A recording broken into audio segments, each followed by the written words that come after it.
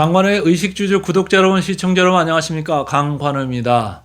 자, 주초 지금 어떻게 보내시고 계실까요? 이제 저희가 지금 녹화를 일요일 날 이제 오후 늦게 지금 하고 있는데, 자, 삼성전자, SK 하이닉스가 지난 금요일 날 상당히 충격을 주면서 많이 밀렸습니다. 여러분들도 뭐 조금 놀라셨죠? 저도 이제 놀란 사람 중에 한 명입니다. 외국인들이 계속 파는데, 지난 뭐 화요일인가요? 화요일 날도 잠깐 그러다가 이제 말았는데, 그날은 뭐 계속 그렇게 이제 계속 하염없이 끝까지 이제 밀리다가 끝에 조금 뭐 반등하는 기가 있었습니다만은 뭐 아주 안 좋게 끝났습니다. 그래서 주말에 이제 그 걱정들을 많이 하시면서 이렇게 보내시고 계실 텐데, 마이크론도 많이 밀렸고 또 필라델피아 반도체 지수까지 좀 밀렸죠. 그래서 삼성전자 하이닉스를 다시 오늘 말씀을 드려야 됩니다.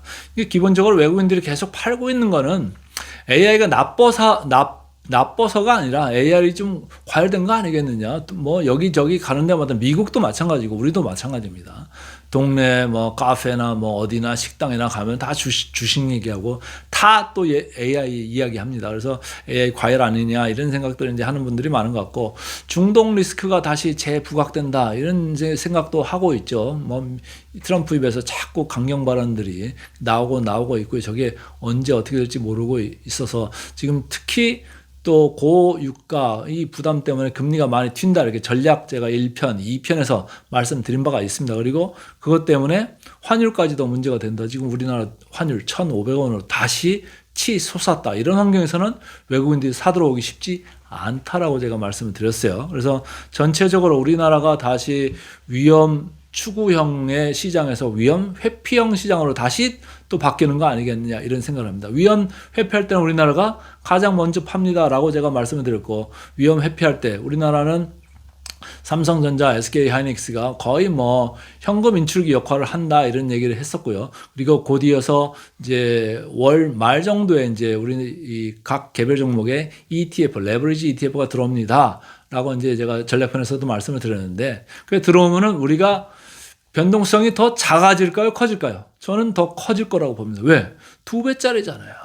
거기에 돈이 많이 들어가면 더 세게 튈 거고, 더 돈이 많이 빠져나간다 그러면 더 세게 내려갈 거고, 왔다 갔다가 더 심해진다. 그런 얘기는 베타가 커진다는 얘기예요. 베타가 커진다는 얘기는 우리 시장의 할인율이 더 높아질 수 있다는 얘기예요. 외국인들 입장에서는 할인율이 더 높아질 수 있습니다. 시장이 올라갈 때 우리나라만큼 좋은 시장이 없죠. 근데 내려갈 때 우리나라 시장만큼 안 좋은 시장도 또 없습니다. 그 점은 항상 머릿속에 넣으셔야 됩니다. 다이내믹 코리아가 뭐 작년 1년 같이 주가가 올라올 때도 다이내믹인 게 상당히 좋습니다만은, 조금 변동할 때도 상당히 그게 아찔아찔하게 지금 변동할 수 있다. 이 점은 항상 머리에 넣으시면 돼요. 그리고 자, 오늘 삼성전자 하이닉스 여기에 이제 국한돼 가지고 이제 전략을 말씀드려야 되는 거니까, 외국인들 왜 이렇게 제일 좋은 반도체에서 도망갔느냐 이거를 지금 말씀을 드려야 되는데, 벌써 시장은 뭐 피크냐 아니냐, 이게 더 오래 갈 거냐, 뭐 구조화돼서 길게 갈 거냐 이런 얘기를 하고 있습니다만, 외국인들 입장에서는 그냥 주가 너무 많이 오른 거 아니야? 이런 생각을 하면서 좀 피크를 지금 많이 감안해서 거래를 하고 지금 차익 실현을 하는 게 아니겠느냐 이런 생각입니다. 그래서 차익 실현도 하면서 비중도 조금 깎아 나가고 있다 이런 생각을 저는 하고 싶습니다. 자, 삼성전자, SK 하이닉스 관련된 핵심 질문을 제가 좀 추려봤는데요. 외국인들 왜 팔았을까요? 그리고 지금 하락의 조정일까요? 아니면 이제 피크아웃 한다고 보고서 먼저 선제적으로 뭐 6개월이 됐든 1년이 됐든 먼저 팔기 시작하는 걸까요? 그 점을 조금 볼 필요가 있다. 이 점을 뒤에서 아주 중요한 포인트로 좀 다뤄드릴 예정이고요. 제가 전략편에서 약간의 힌트를 드린 바가 있습니다. 저퍼라고 계속 우리가 이야기하지 않습니까? 삼성전자 저퍼라는데 여러분들도 그렇고 저도 그렇고 좀 불안하죠. 왜 저퍼라는데 싸다고 맨날 그러잖아요. 근데 여러분들도 그렇고 저도 그렇고 왜 다들 불안해할까요? 가지고 계신 분은 가지고 계신 분대로 불안하고, 안 가지고 있는 사람들은 포머 때문에 불안하고, 모두가 불안한 지금 저퍼 국면입니다. 근데 이제 우리가 과거에 이제 시장을 오래 계셨던 분들은 다 이제 아시겠습니다만은, 우리나라는 순환적이기 때문에 상당히 고퍼에서 사가 이익 안 날 때가 고퍼죠. 마이너스로 가기도 합니다. 적전할 때도 있잖아요. SK 하이닉스 적전하는 게 불과 몇 년 안 됩니다. 근데 갑자기 막 이익이 엄청나잖아요. 이익이 엄청나면 거꾸로 뭡니까? 저퍼가 돼버려요. 저퍼가. 이익 많이 날 때 어떻게 해야 되죠? 사실은 파는 게 맞죠. 이익 많이 날 때. 또 이게 꺾일 수가 있다는 그런 이제 또 잠재성이 있으니까 말이죠. 그래서 지금 뭐 저퍼다 하는데 저퍼인데 왜 이렇게 불안할까요? 그런 게 이제 속에 있기 때문입니다. 자, 그러면 삼성전자, SK하이닉스가 비싼 걸까요? 싼 걸까요? 아직까지 그렇게 완전히 비싸다 이런 국면은 아닙니다. 최근에도 이제 증권사들, 특히 뭐 노무라도 그렇고 계속 목표 주가 올리고 있죠. 아직도 갈 길이 멀다, 아직도 배가 고프다 이런 얘기를 많이 리포트에 쓰고 있습니다만은 외국인들은 슬슬 꽁무니를 치고 있습니다. 도망가고 싶어하는 외국인들이다 이렇게 읽으시면 됩니다. 그래서 지금 우리가 확신을 뭐 일본은 가지고 있고 AI 시대가 이제 열렸다라는 건 확신이잖아요. 근데 여기서 변동성이 이렇게 막 커지다 보니까 한쪽 방향, 어떤 방향으로 이렇게 확신을 갖고 막 무리하게 배팅을 하기보다는 대응을 좀 변동성의 국면에서는 대응을 차분히 할 필요가 있겠다. 다시 이제 그 수급이 다시 턴한 그런 시점을 확인하고 또 할 수도 있지 않겠습니까? 여기서 괜히 뭐 선제적으로 너무 신용을 무리하게 하고 레버리지 ETF 같은 걸 무리하게 하시다가 거기서 이제 장렬히 잘못되면은 안 되잖아요. 그 다음에 그 훗날을 기약할 수가 없지 않습니까? 그러니까 조금 대응을 신중히 하실 필요가 있겠다 이런 생각입니다.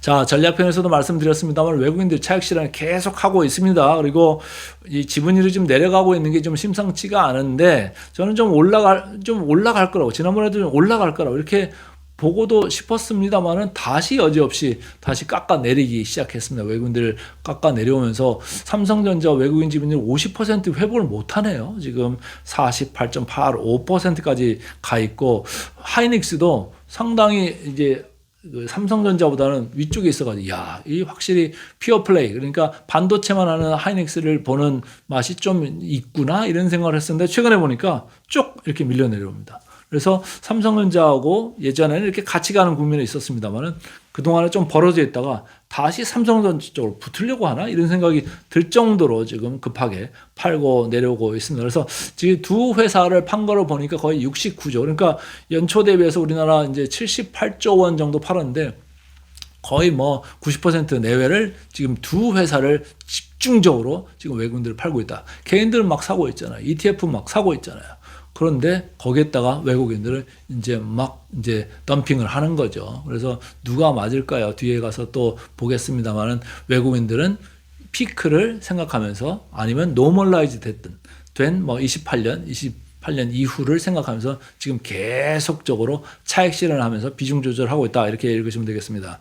자, 그 같은 메모리 다른 투자 포인트 제가 이게 3주째 말씀을 드립니다. 오늘은 삼성전자는 안정성 계속 얘기해 드렸고 파운드리 쪽에 또 회복을 기대하는 분들이 많아지고 있죠. 하반기나 내년 가면서부터 이제 완벽하게 흑자 기조로 돌아간다라는 얘기고 지금 이제 2나노 공정에서 어떻게 보면 이제 파운드리의 기술력을 인정받는다고 하면 삼성전자한테는 SK하이닉스한테 없는 파운드리 밸류가 이제 빌트인 될 거다. 이렇게 읽으시면 되겠습니다. 일부에서 이제 그런 기대들을 많이 하는 리포트들을 내고 있는 것 같고요. 아무래도 이제 범용 레가시죠. 레가시 메모리 쪽에서는 삼성전자가 규모의 삼성전자 이 우위가 상당히 있고 금년에 특히 이익이 많이 나는 거는 이 레가시 범용 메모리의 가격이 아주 폭등을 했기 때문에 HBM 부분이 SK 하이닉스보다는 조금은 비중은 낮습니다만은 그래도 삼성전자의 영업이익이 엄청나게 올라간 그 원인이 되었다라는 이제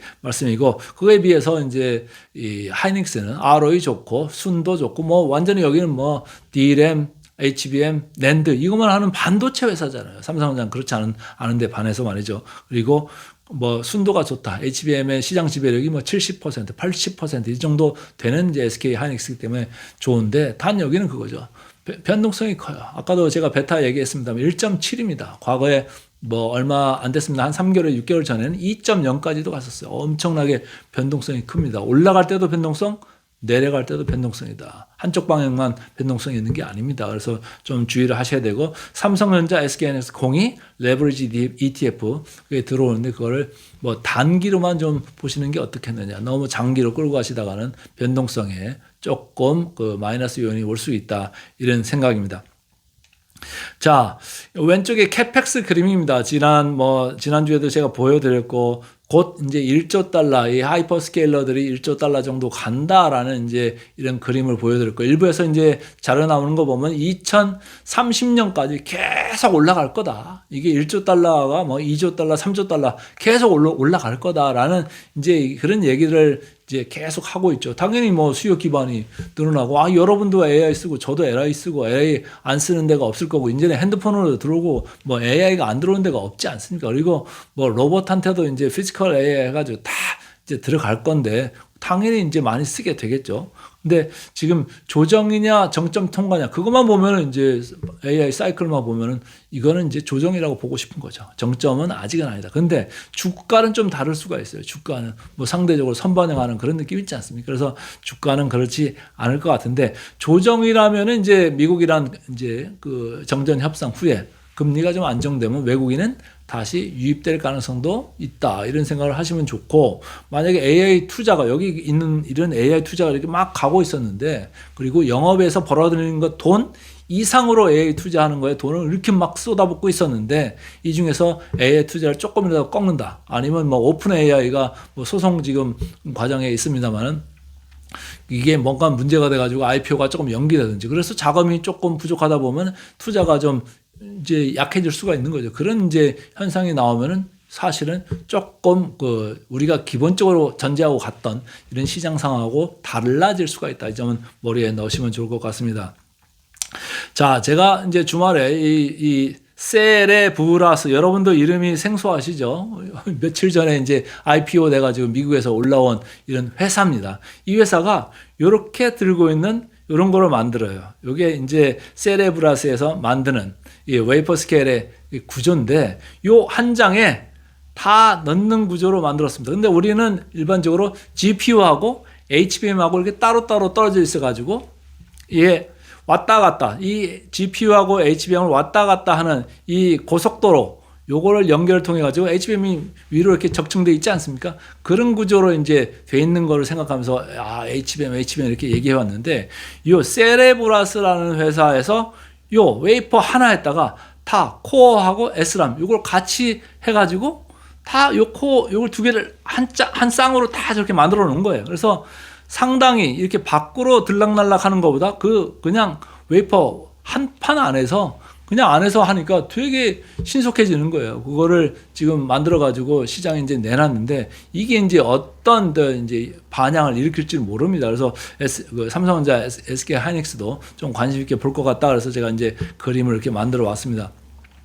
보면은 아까 보여드린 그 노란 거, 그게 이제 웨이퍼 건데, 웨이퍼 스케일로 이렇게 만들고, 그렇기 때문에 일반 GPU보다 크죠.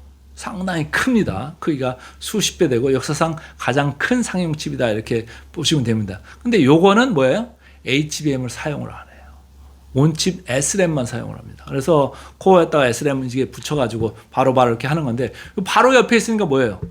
병목 현상이 제거되고 데이터 지연, 레이턴시라고 하죠. 그게 최소화된다라는 거예요. 그러니까 상당히 빨라질 수 있다, 이런 얘기고, 대역폭도 GPU 대비해서 압도적으로 높답니다. 그래서 HBM의 물리적 한계인 메모리 벽을 허물 수 있다라는 장점이 있다라는 거예요. 어쨌든 요런 이제 아키텍처가 나왔는데, 요거 가지고 이제 뭐 HBM 시장이 뭐 완전히 뭐 이상하게 될 거다, 이건 아닌 것 같고, 요 나름대로의 이제 시장도 형성되고, 뭐 HBM으로 가는 이제 엔비디아가 끌고 가는 이런 시장도 계속 유지되고, 그런 시장이 될 거라고 이제 보는 게 맞겠죠. 뭐 시장이 한 걸 하나로 다 이렇게 온전히 갈 수가 있겠습니까? 그래서 우리가 이제 이런 얘기 나올 때마다 항상 이제 조정을 받는 이런 이제 작용으로도 이제 하고 했었는데, 지난번에도 우리가 그런 얘기 나올 때마다 계속 한번 조정받고 또 올라가고, 한번 조정받고 또 올라가고, 제번스의 역설을 하고 있지 않았습니까? 그러니까 그것도 머리에 넣으시면서, 이런 이제 회사는 이런 걸로 해가지고 더 효과적으로 더 빨리 하는 것도 만들어냈구나라는 정도로 이제 인식을 하시면 좋겠습니다. 하지만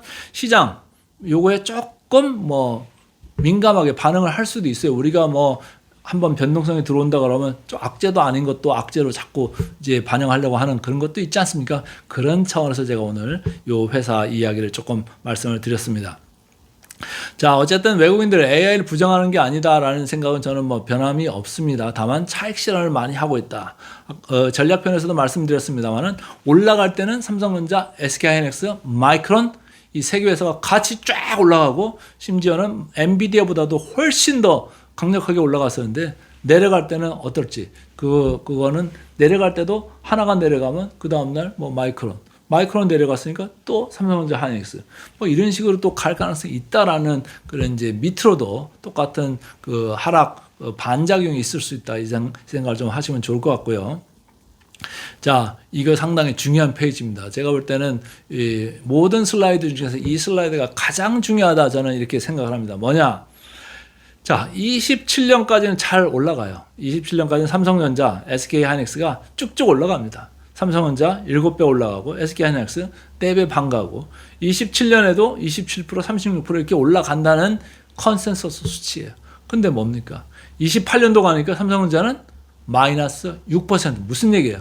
영업이익이 준다는 얘기입니다. 얼마로 줄어요? 437조 27년에 한다고 봤는데 28년은 지금 412조로 준다는 거예요. 20조가 25조가 이제 준다는 얘기고 하이닉스도 28년에 가서 27년 대비 3% 떨어진다는 얘기예요. 그러니까 우리가 시클리컬 하지 않다고 생각하고 자꾸 구조화돼서 잘 나올 거다라고 했습니다만 실제 컨센서스 수치는 마이너스로 꺾이는 걸 지금 28년에 지금 보여주고 있잖아요.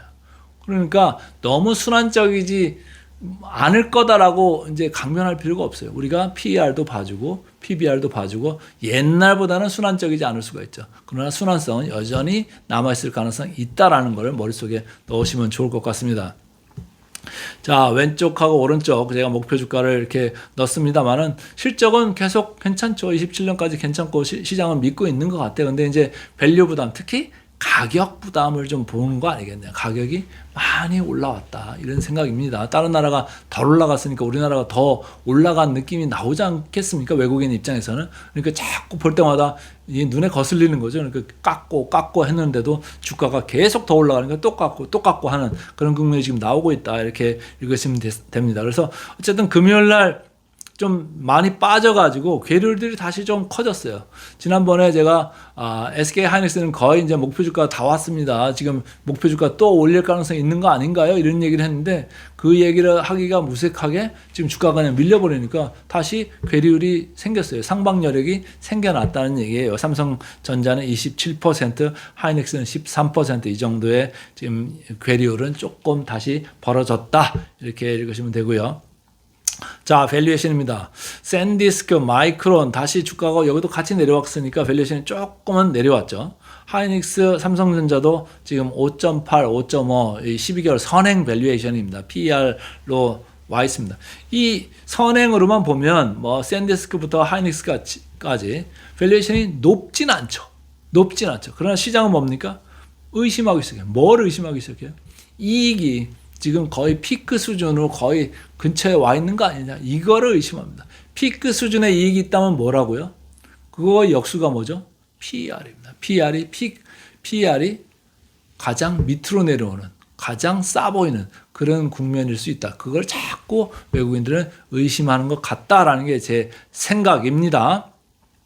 자, 그래서 물타기를 해야 될까요? 도망을 가야 될까요? 여러분들은 지금 어떤 마음을 지금 하고 계세요? 내려가면은 막 사고 싶고, 올라가면 뭐, 이거 따라가야 되나 말아가야 되나, 또 거기서 또 부담이 생기고, 갈등이 생기고 그러시죠. 그래서 좀 봐야 되는데, 일단은 변동성 확대 구간이다. 변동성 확대 구간일 때는 사실은 아무것도 안 하고 있는 게 제일 좋은 걸 수도 있어요. 그래서 팔지도 사지도 않는 게 가장 좋은 걸 수도 있는데, 그거는 이제 다음에 다시 올라갈 거다라는 이제 확신이 있다라고 하면은 뭐 가만히 견디고 이 또한 지나가리라 하는 게 좋을 수가 있죠. 근데 외국인들이 파는 게 지금 장난이 아닌 정도로 계속 강하게 팔고 있어가지고 특히 삼성전자, SK하이닉스를 제일 두 종목을 갖다 집단적으로 지금 거의 뭐 패대기 치고 있기 때문에 조금 이번에는 좀 달라질 수도 있다. 그리고 올라가면 또 더 때리겠죠. 그러니까 외국인들한테 우리나라 순매수를 기대하는 건 당분간 쉽지 않을 것 같습니다. 그리고 뭐 6월 3일 선거가 끝나고 난 다음에 국민연금의 태도가 또 어떻게 바뀔지 몰라요. 그러니까 그 점을 생각하면서 신중히 각자의 자금력에 따라 가지고 대처할 필요가 있겠다라는 생각은 이제 다시 말씀드리고 위험 관리를 하셔야 됩니다. 신용 줄이셔야 됩니다. 지금 그 증권사의 신용화도 꽉 찼다고 제가 말씀드렸잖아요. 그러니까 신용을 써가지고 뭐 이걸 복구해보겠다 이런 생각을 하시지 않고 오히려 현금 비중을 더 여유 있게 가져가시는 게 어떠냐 이런 생각입니다. 그래서 요번에 이제 조정장이라고 하면은 금리 안정되고 나면 다시 올라올 수 있겠죠. 그래서 저는 조정장이라고 보고 싶어요. 그래서 미국 이란 전쟁 정전 협상이 만약에 이제 그 피치를 보이면서 좀 잘 간다 그러면 다시 이제 돌아설 수도 있다라는 이제 이런 생각을 하고 있고, 피크아웃 뭐 이 정도에서 피크아웃 할 것 같지는 않습니다만은 외국인의 이탈세가 조금 급하고 강하기 때문에 뭐 1년 정도 먼저 지금 피크아웃 하려는 그런 움직임이 아니겠느냐 이런 생각도 들게끔 만들고 있습니다. 그러니까 잘 견뎌서 이렇게 생각을 하시면 좋고, 지금 요겁니다. 비싸진 가격을 조심해야 된다. 주가가 올라도 많이 올라와 있는 것은 맞습니다. 그리고 더 올라갈 수도 있겠죠. 그러나 지금 계속적으로 차익.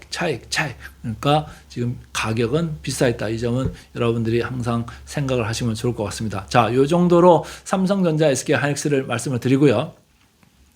지금부터는 삼성전자, SK하이닉스 종목 레버리지 ETF가 이제 도입되는데 보너스로 다시 말씀을 하나 드리겠습니다. 자, 종목 레버리지 ETF가 들어온다는 얘기는 정확히 2배 또는 마이너스 2배 이런 걸 추종하는 상품이 생기는 거예요. 삼성전자, SK하이닉스 각각이요. 그래서 그런 게 생기는 건데, 장점은 뭐 한번 먹을 때 왕창 먹을 수 있죠. 레버리지 효과, 그리고 자금의 효율성 뭐 그런 것도 있고. 근데 단점이 저는 좀 눈에 거슬려요. 음의 복리 효과, 이게 상당히 안 좋습니다. 10% 올라갔다가 10% 떨어지면요, 플러스일까요 마이너스일까요? 마이너스입니다. 그래서 이 음의 복리 효과라는 게 상당히 있고, 또 요거는 장기 보유를 하면은 돈이 안 됩니다. 2, 3일 정도로 단기 보유하시는 게 맞아요. 장기 보유하면은 크게 도움이 안 돼. 이 변동성을 다 이걸 겪다 보면 사실은 생각했던 것보다 수익률이 안 좋아질 수 있다. 예, 그런 생각을 하면서 단기 모멘텀 투자나 해지 투자 이 정도로 좀 생각하시는 게 어떠냐. 이것도 이제 다른 ETF 마찬가지로 사전 교육이 필요합니다. 증거금도 예탁금도 좀 뭐 1,000만 원 이상 필요하다고 하네요. 그래서 전체적으로 봤을 때는 이거는 ETF가 들어오기입니다만은 장기 가치형 투자 이거 아닙니다. 그래서 그거는 조금 착각하지 마시는 게 좋을 것 같고, 이렇게 제가 뭐 쭉 정리를 해 놨습니다만은 딱 하나만 말씀드린다면 시장에서의 시사점입니다. 종목 레버리지 ETF가 들어오면 변동성이 커집니다. 변동성이 커지면 베타가 커집니다. 삼성전자, SK하이닉스의 시가총액 비중이 우리나라의 코스피의 50%입니다. 50%에 해당하는 종목의 변동성이 커진다고 하면 우리 시장의 변동성 또한, 우리 시장의 베타 또한 커질 수 있습니다. 이것은 시장이 올라갈 때도 내려갈 때도 상당히 위험 요인으로 작용할 수 있다. 이 점을 말씀드리면서 오늘 삼성전자, SK하이닉스 전략편을 마무리하도록 하겠습니다.